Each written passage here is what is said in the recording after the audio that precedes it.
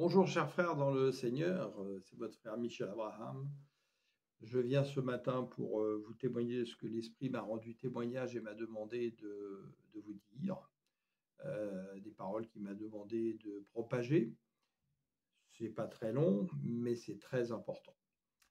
Le titre en est simple, je suis venu dans le monde pour témoigner de la vérité, c'est la phrase que j'ai entendue ce matin. Et je vous incite vraiment à méditer les versets que nous allons citer comme référence, à partager cette parole pour le bien de tous et à demander au Seigneur, vraiment, de tout votre cœur, qu'il vienne graver en vous l'amour de la vérité, parce que Christ est la vérité. Et il est venu rendre témoignage à la vérité. Alors, si nous sommes ces témoins, des témoins fidèles du témoin fidèle, nous devons être la vérité. Alléluia. Père Tout-Puissant, Abba, éternel mon Dieu, dans le nom de Yeshua Mashiach, oui Seigneur, je te rends grâce, je te loue Seigneur. Toute l'honneur, toute la gloire te revient. Seigneur, passe par ma bouche, que mes paroles soient remplies de ton onction, Seigneur, par le Saint-Esprit et par la vérité, Seigneur, oui. Et que mes paroles viennent toucher le cœur de ceux qui écouteront, Seigneur, et même au-delà, Seigneur. Amen. Alléluia. Que ta volonté soit faite, Seigneur. Encore Jean 18, 36, que trouvons-nous?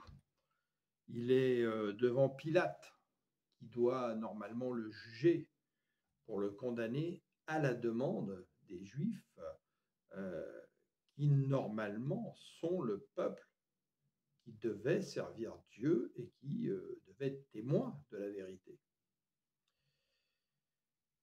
Mon royaume, c'est Jésus qui répond, mon royaume n'est pas de ce monde. Si mon royaume appartenait à ce monde, mes serviteurs se seraient battus pour que je ne tombe pas aux mains des chefs des Juifs. Non, réellement, mon royaume n'est pas d'ici, leur dit-il. Es-tu donc roi? Reprit Pilate. Jésus lui dit, tu le dis toi-même, je suis roi. Oui, il est le roi des rois. Et s'il est le roi des rois, qui sommes-nous, à votre avis? Je suis né. Et si je suis venu dans le monde, c'est pour rendre témoignage à la vérité. Celui qui appartient à la vérité. Mettons ça, gravons ça dans nos cœurs. Celui qui appartient à la vérité, écoute ce que je dis. Puis là, tu répondras, qu'est-ce que la vérité? Jésus ne répondra pas. Là-dessus, il alla de nouveau trouver les Juifs et leur dit, en ce qui me concerne, je ne trouve pas chez cet homme une raison de le condamner. Le Seigneur, après m'avoir déposé ce verset, ce matin, me dit, écoutez bien, pourquoi tant de mensonges au sein de vos assemblées si vous êtes mes témoins? Je ne sais pas en ce qui vous concerne, mais quand le Seigneur me dit ça, après m'avoir dit avant cela, je suis venu dans le monde témoigner de la vérité, ça me fait frémir. Avons-nous la crainte de Dieu? Posons-nous cette question. Voulons-nous vraiment le servir? En Jean 15, verset 26, que trouve-t-on?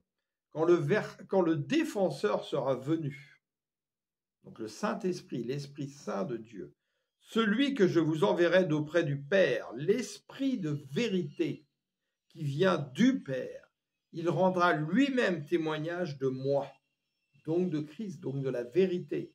Et vous, à votre tour, vous serez mes témoins, car depuis le commencement, vous avez été à mes côtés.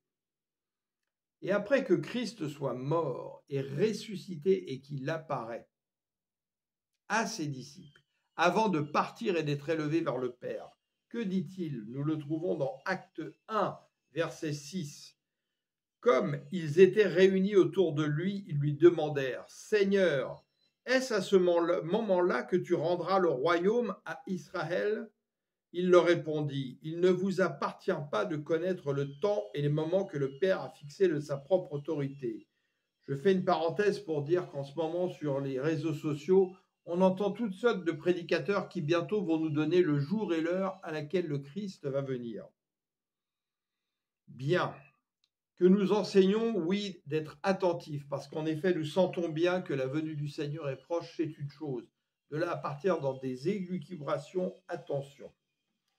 Mais le Saint-Esprit descendra sur vous, vous recevrez sa puissance, et vous serez mes témoins à Jérusalem, dans toute la Judée et la Samarie, et jusqu'au bout du monde. Il est rappelé que dans l'Apocalypse, justement, nous serons ses témoins, et que nous devrons propager sa bonne nouvelle, qui est la vérité, jusqu'aux confins du monde. Après ces mots, ils le virent s'élever dans les airs, et un nuage le cacha à leur vue. Donc il n'était plus visible par nos yeux naturels. Matthieu 6, 19. Ne vous amassez pas des trésors sur la terre où la teigne et la rouille détruisent et où les voleurs percent et dérobent. Mais amassez-vous des trésors dans le ciel où la teigne et la rouille ne détruisent point et où les voleurs ne percent et ne dérobent. Car là où est ton trésor, là aussi sera ton cœur. L'œil est la lampe du corps. Si ton œil, il ne dit pas tes yeux, si ton œil est en bon état, tout ton corps sera éclairé. Mais si ton œil est en mauvais état, tout ton corps sera dans les ténèbres. Si donc la lumière qui est en toi est ténèbres, combien seront grandes ces ténèbres? Nul ne peut servir deux maîtres, car ou il haïra l'un et aimera l'autre, ou il s'attachera à l'un et méprisera à l'autre. Vous ne pouvez servir Dieu et Mammon. On ne peut servir le royaume et l'esprit du monde sur la terre qui vient du démon, le diable. Alors, l'œil éclairé par qui? Bien par Christ. Ce pourquoi nous sommes encouragés, malgré les tribulations, gardez ça vraiment en tête, à garder les yeux fixés sur le Seigneur. Comme Pierre, les yeux fixés sur le Seigneur, dépassait les lois du naturel, en étant dans le surnaturel, et a été capable de marcher sur l'eau. Quand il a eu peur par le vent, a détourné les yeux du Seigneur, qu'est-ce qui s'est passé? Il a sombré. Gardez ça gravé dans vous, c'est très important. 2 Corinthiens 4 nous dit quoi? En verset 3, « Si notre évangile demeure voilé, il ne l'est que pour ceux qui vont à la perdition, pour les incrédules. Le Dieu de ce monde a aveuglé leur esprit et les empêche ainsi de voir briller la lumière de la bonne nouvelle qui fait resplendir la gloire du Christ, qui est l'image de Dieu. » Vous voyez, le Dieu de ce monde a aveuglé. Que trouve-t-on dans 2 Thessaloniciens? Parce qu'ils n'ont pas reçu l'amour de la vérité qui les aurait sauvés. Dieu leur envoie un esprit d'égarement pour qu'ils croient au mensonge. Vous voyez à quel point la vérité est vraiment le centre, parce que Christ est le centre, parce qu'il est le chemin, la vérité qui est au centre et la vie. Ensuite, que trouve-t-on? Ce n'est pas nous-mêmes que nous mettons en avant de notre prédication. C'est le Seigneur Jésus le Christ, Yeshua Mashiach. Amen, Alléluia, gloire à toi Seigneur. Nous-mêmes, nous sommes vos serviteurs à cause de Yeshua, de Jésus.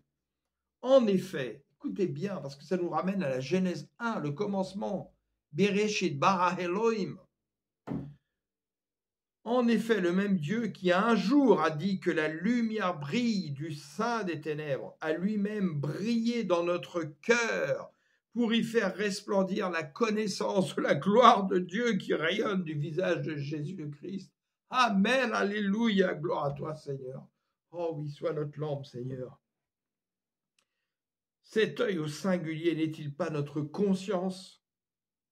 Par qui elle est conduite si nous sommes en Christ?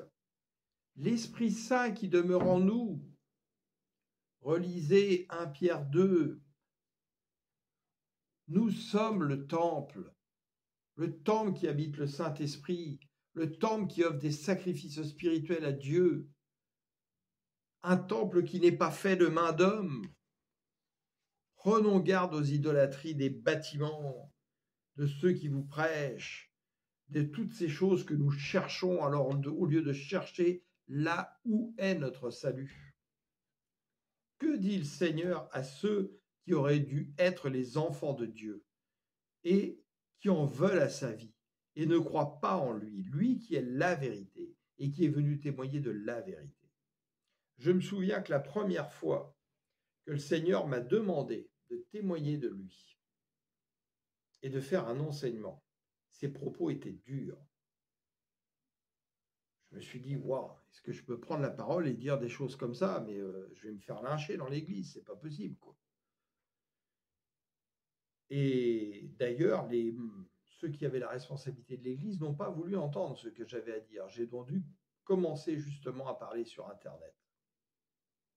Je suis allé me doucher, aller me laver, questionnant le Seigneur dans mon esprit. Et je reviens dans la chambre pour m'habiller. Je m'assois sur le lit et ma Bible avait été laissée à je ne sais plus quel, je dirais, chapitre, mais ce n'était pas Jean 8. Et je regarde ma Bible, mes yeux se posent dessus, et les pages avaient été tournées toutes seules, et elles étaient à Jean 8. Là, je me suis dit, si c'est comme ça, le Seigneur me donne une réponse dans Jean 8, pour me confirmer ou pas ce que je dois faire. Et que trouve-t-on dans Jean 8, 42 ? Jésus leur dit, « Si Dieu était votre Père, vous m'aimeriez, car c'est de Dieu que je suis sorti et que je viens. Je ne suis pas venu de moi-même, mais c'est lui qui m'a envoyé. Pardon. Pourquoi ne comprenez-vous pas mon langage ?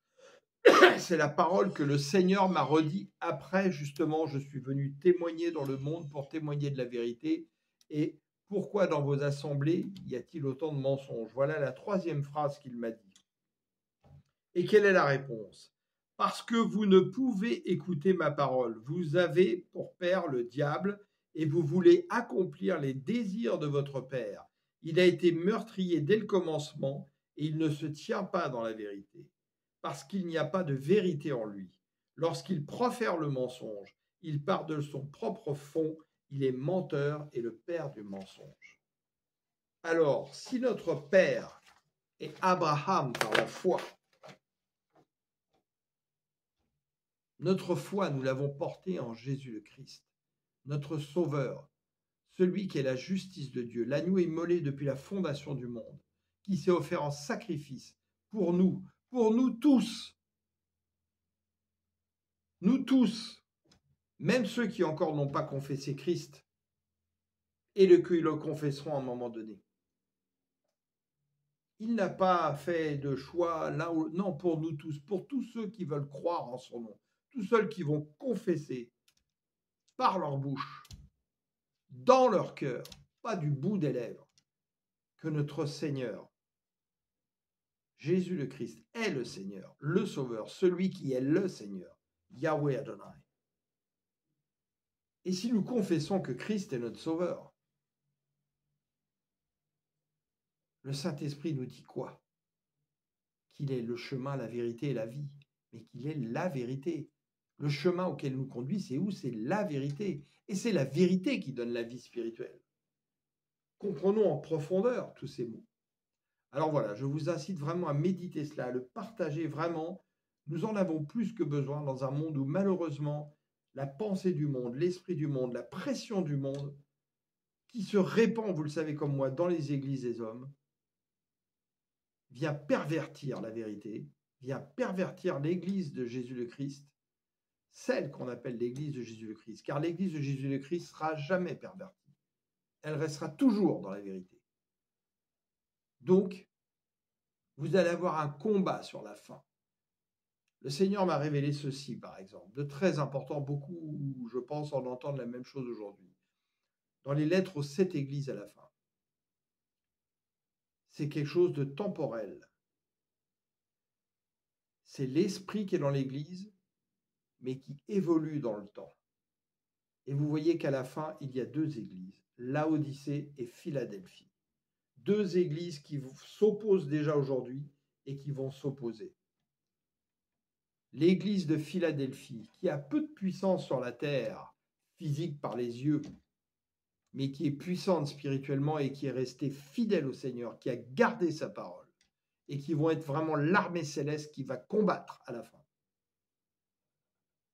Et l'église de Laodicée, qui en puissance se voit sur la terre, riche, ornée de plein de choses, des grands bâtiments, des habits riches et j'en passe et des meilleurs, qui se croit riche, mais qui est pauvre et nu. Celle qui va trahir le Christ, préparant la venue de l'Antéchrist, en prêchant un faux évangile, un faux esprit, un faux Jésus, subtil comme le malin l'a été dès le jardin d'Éden. Et pourtant, comme à la croix, le Seigneur dit quoi à la fin? Si quelqu'un m'ouvre sa porte, il laisse encore une chance. Alors peu importe où vous avez posé les pieds aujourd'hui, invitez le Seigneur pour qu'il vienne et qu'il rentre dans votre maison, il viendra vous voir. Et donnez-lui les clés de la maison. Alors il va prendre soin de la maison. Quand vous êtes propriétaire de la maison, si vous restez propriétaire de votre maison et que Christ est le locataire, qui va prendre en charge la restauration de la maison?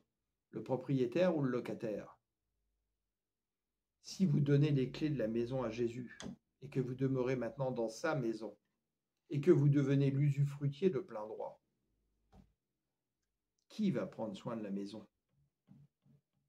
Lui et vous, parce qu'un locataire prend soin quand même de là où il habite, si c'est un bon locataire. Je vous incite à réfléchir sur tout ça. Soyez bénis dans le nom de Yeshua Mashiach, que la bénédiction du Seigneur tombe sur vous aujourd'hui, que ce jour soit un jour nouveau pour vous, dans votre esprit, au nom de notre Seigneur Yeshua Mashiach. Oui, alléluia, gloire à toi Seigneur, merci pour tes paroles, merci pour ton Saint-Esprit de Dieu.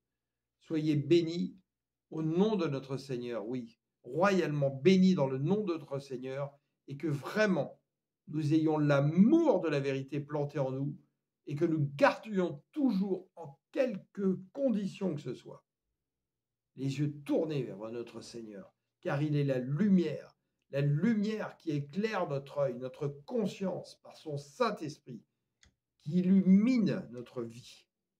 Amen. Alléluia. Gloire à toi, Seigneur. Je vous aime.